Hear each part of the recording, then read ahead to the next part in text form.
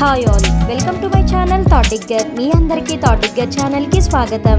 ఈ ఛానల్ మీకు పురాతన దేవాలయాలు, పురాణాలు, పవిత్ర గ్రంథాలు, హిందూ ఆచారాలు, పండుగలు, పర్వదినాల గురించి తెలియజేస్తుంది. అంతేకాకుండా టీటీడీ మరియు ఇతర దేవాలయాలకు సంబంధించిన కంప్లీట్ లేటెస్ట్ ఇన్ఫర్మేషన్ ని అందిస్తుంది. ఈ రోజు వీడియోలో తిరుమలలో చక్రతీర్థ ముక్కోటి ఎప్పుడు జరగనుంది, ఈ చక్రతీర్థ ముక్కోటి యొక్క విశిష్టత ఏమిటో చూద్దాము.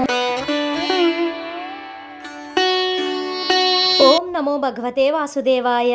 తిరుమలలో జరిగే ఉత్సవాలలో అత్యంత ప్రముఖమైనది చక్రతీర్థ ముక్కోటి. తమిళ్ క్యాలెండర్ ను అనుసరించి తిరుమలలో ప్రతి సంవత్సరం కార్తీక మాసంలో వచ్చే శుద్ధ ద్వాదశి రోజు ఈ చక్రతీర్థ ముక్కోటి నిర్వహించడం ఆనవాయితీగా వస్తుంది. ఈ క్రమంలోనే ఈ 2024 డిసెంబర్ 12వ తేదీన ఘనంగా తిరుమలలో చక్రతీర్థ ముక్కోటి జరగనుంది. పౌరాణిక నేపథ్యంలో తిరుమల శ్రీ వెంకటేశ్వర స్వామివారు వెలిసి ఉన్న శేషగిరుల మీద దక్షిణ భాగంలో కొన్ని మైళ్ళ దూరంలో మహాపవిత్ర తీర్థమగు చక్రతీర్థం వెలిసి ఉంది.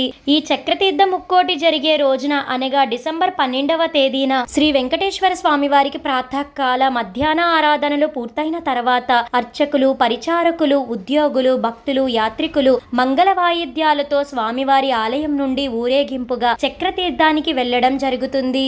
ఈ చక్రతీర్థంలో వెలిసి ఉన్న శ్రీ చక్రతాళ్వార్ వారికి, శ్రీ నరసింహ స్వామి వారికి మరియు శ్రీ ఆంజనేయ స్వామి వారికి అభిషేకం, పుష్పాలంకారం మరియు ఆరాధన చేయడం జరుగుతుంది. ఆ తర్వాత హారతి నివేదించిన అనంతరం తిరిగి శ్రీవారి ఆలయానికి చేరుకుంటారు. స్కంద పురాణం ప్రకారం పద్మనాభ మహర్షి అనే యోగి ఈ చక్రతీర్థంలో 12 సంవత్సరాలు తపస్సు చేశాడు. తపస్సుకు మెచ్చి శంఖ, చక్ర, గదాభూషితుడైన శ్రీ వెంకటేశ్వర స్వామి వారు ఆయనకు ప్రత్యక్షమై కల్పాంతం వరకు తనకు పూజలు చేయవలసిందిగా చెప్పి అదృశ్యమవుతారు.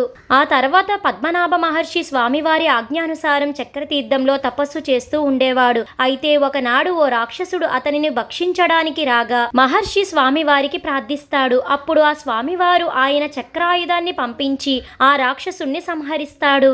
ఆ తర్వాత మహర్షి శ్రీ సుదర్శన చక్రాన్ని ఆ ప్రాంతంలోనే ఉండి భక్తులకు రక్షణ కల్పించవలసిందిగా స్వామివారిని కోరుకుంటాడు. వెంటనే ఆ భక్త వల్లభుడైన శ్రీ స్వామివారు తన సుదర్శన చక్రాన్ని ఆ ప్రాంతంలోనే ఉండే విధంగా ఆజ్ఞాపించడంతో ఈ తీర్థానికి చక్రతీర్థంగా పేరు వచ్చింది. వరాహ పురాణ నేపథ్యంలో తిరుమలలోని శేషగిరుల్లో వెలిసి ఉన్న 66 కోట్ల తీర్థాలలో అత్యంత ముఖ్యమైనవిగా చెప్పబడే సప్త తీర్థాలలో చక్రతీర్థము ఒకటిగా బాసిల్లుతుంది.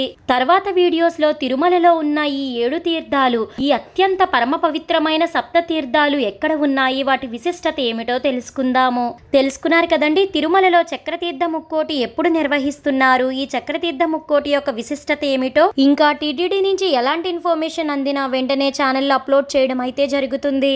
ఈ వీడియో మీకు ఎంతగానో ఉపయోగపడుతుందనే అనుకుంటున్నాను. మీ సపోర్ట్ కోసం ఈ వీడియోని లైక్ చేసి షేర్ చేయండి. ఇలాంటి మరెన్నో వీడియోస్ కోసం థాట్ డిగ్గర్ ఛానల్ ని సబ్స్క్రైబ్ చేసి అక్కడున్న బెల్ ఐకాన్ ని క్లిక్ చేయండి. ఓం నమో నారాయణాయ. Thank you for watching.